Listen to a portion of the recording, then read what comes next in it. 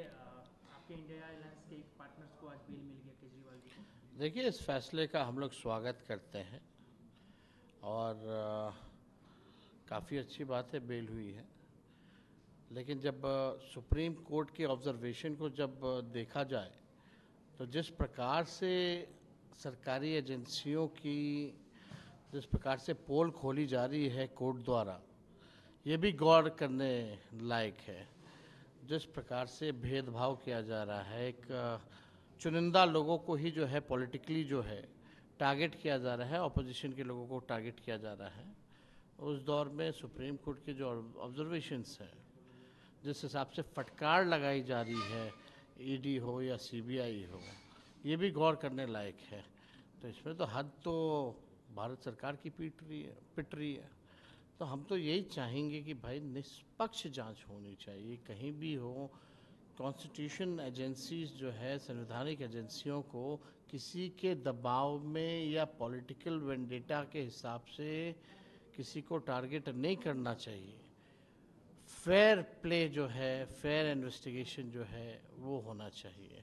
तो आज केजरीवाल जी को बेल मिली है, उनसे पहले भी उनके साथियों को बेल मिली है। तो मैं आम आदमी पार्टी और उनके नेता और केजरीवाल जी के परिवार को बधाई देता हूँ। इससे पहले हेमंत सोरेन जेल गए, संजय सिंह गए, सिसोदिया जी गए, और लगातार सबको कोर्ट ने जिस तरीके से बयान कहा, उसके बाद उन लोगों को बेल मिली। तो इस पे क्या कहना है सिर्फ बेल ही नहीं मिली, कोर्ट ने फटकार लगाई है एजेंसियों को कि भाई ये पॉलिटिकली इस हिसाब से ये काम हो रहा है।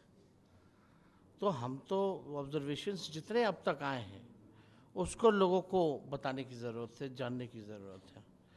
इसलिए हम कह रहे हैं कि कोई भी संवैधानिक संस्थाएं हैं, जांच एजेंसियां हैं, तो किसी के दबाव में या पॉलिटिकल वेंडेटा के हिसाब से काम नहीं करना चाहिए। लेकिन आज का दौर देखा जा रहा है कि भारत सरकार के दबाव में केवल ऑपोजिशंस के नेताओं को टारगेट किया जा रहा है, और जो भाजपा में मिल जाता है उसको ईडी, सीबीआई चार्जशीट से नाम निकाल के बाहर कर देती है। ये सबके सामने है, खुलेआम हो रहा है। इस पे पाबंदी की जरूरत है।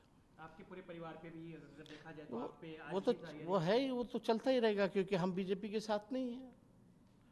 बीजेपी के साथ रहते तो राजा हरिश्चंद्र होते, आज नहीं है तो बेईमान और चोर बना के रखा है इन्होंने। लेकिन सच्चाई कुछ और है। तो हम तो, क्योंकि कोर्ट में मामला है, तो कोर्ट में इसका जवाब भी मुंह तोड़ जवाब हम लोग दे रहे हैं, जिसका जवाब किसी के पास नहीं है। लेकिन कहीं ना कहीं आप लोग को भी एक इंसाफ, जो न्याय का जिस तरीके से नहीं मिल नहीं, रहा सिर्फ है, हमारे साथ ही उम्मीद जगी नहीं। होगी कि आप लोग के साथ भी आने वाले दिन में कोर्ट से न्याय मिलेगा। हाँ नहीं, हम लोग तो लगातार, हम लोगों को जो है कोर्ट पे पूरा विश्वास है। कानून के आधार पर, जो लॉ है उसके आधार पर हमारा केस बहुत ही मजबूत है, और हम अपने पक्ष को अदालत में बड़ी मजबूती के साथ विथ लॉ एविडेंस के साथ हम लोग रख रहे हैं।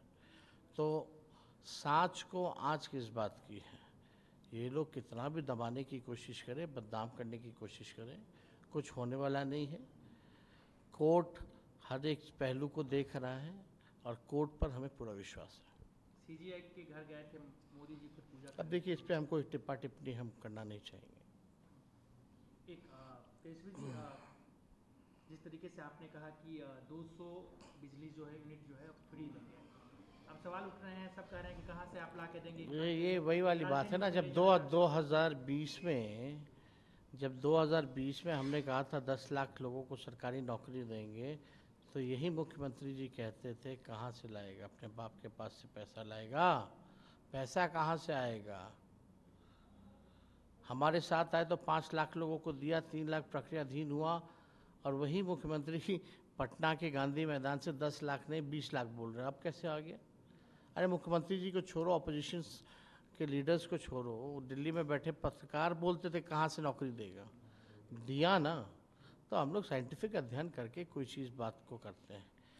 बिजली बिहार में सबसे महंगा है पूरे देश के मुकाबले, और ये जो स्मार्ट मीटर आया है, इससे लोग जो है परेशान हो चुके हैं। आय है नहीं बिहार के लोगों का, प्रति व्यक्ति आय सबसे निचले स्थान पे हमारा राज्य है। उसके बाद बिजली का इतना महंगा, और ये डबल इंजन की सरकार है 20 साल में, सोच लीजिए कुछ नहीं किया। तो हमारी सरकार बनेगी तो 200 यूनिट फ्री बिजली जो है हम बिहार के लोगों को देंगे। आप कई दिनों से मिथिलांचल के इलाके में फर्स्ट फेज जो आपने संवाद यात्रा निकाला है, घूम रहे हैं, देखा जाए पिछले चुनाव में तो यहाँ के बहुत अच्छा परफॉर्मेंस नहीं रहा आपके मिथिलांचल में, तो आप कार्यकर्ता से मिले, क्या आपको लग रहा है कि इस बार कम बैक करेंगे आप? नहीं, एकदम एकदम, जो भी कमी रही है, पिछले बार भी बहुत कम मार्जिन से हम लोग यहाँ हारे हैं, 2000, 2500, 3000 ऐसे मतों से जो है हमारी हार हुई थी। इस बार हमारी कोशिश है कि और बेहतर प्रदर्शन करें, तो इसलिए ज़रूरी है कार्यकर्ताओं को मोटिवेट करना, कार्यकर्ताओं के साथ संवाद करना, कार्यकर्ता की राय मशवरा को सुनना और उसी हिसाब से जो भी कमी है उसको दूर करना। मिथिलांचल के लिए कोई प्लानिंग है? देखिए, मिथिलांचल के लिए 20 साल से दरभंगा में आज बैठे हैं, तो लगातार जो है डबल इंजन की सरकार है, केंद्र में उनकी, राज्य में उनकी 10 सीटें हैं, यहाँ 9 एनडीए के विधायक हैं। लगातार 15-20 साल से एमपी उनके हैं, केंद्र में, राज्य में उनका सरकार है, फिर भी ये कोई मिथिलांचल के लिए इन लोगों ने कोई काम नहीं किया। हमारी सरकार बनेगी तो मिथिलांचल डेवलपमेंट अथॉरिटी का गठन हम लोग कराएंगे, एमडीए, ताकि मिथिलांचल के डेवलपमेंट अथॉरिटी जो है मिथिलांचल के विकास के लिए काम करे। हम 17 महीने रहें, लेकिन हमें 4 आरओबी जो है यहाँ देने का काम किया।